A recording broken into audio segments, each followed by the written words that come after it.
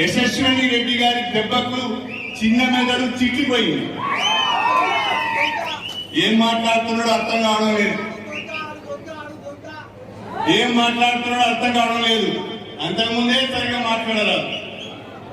ఇక ఇప్పుడు ఈ దెబ్బలకు, ఝాన్సీ కొట్టిన దెబ్బకు, యశస్విని రెడ్డి కొట్టిన దెబ్బకు ఏం మాట్లాడాలో బిత్తిరి బిత్తిరి మాట్లాడుతున్నాడు.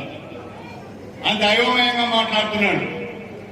అందుకనే పాలకుర్తి ప్రజలకు, కాంగ్రెస్ పార్టీ కార్యకర్తలకు మీరు ఇచ్చిన తీర్పుకు, మీ అందరి కష్టానికి శిరస్సు వచ్చి నమస్కారం చేస్తున్నారని చెప్పి మేమైతే ఊహించలే. ఆ ఓటమి మామూలు ఓటమా, ఆత్మహత్య చేసుకునేంత పరిస్థితి తీసుకొచ్చింది మీరందరూ.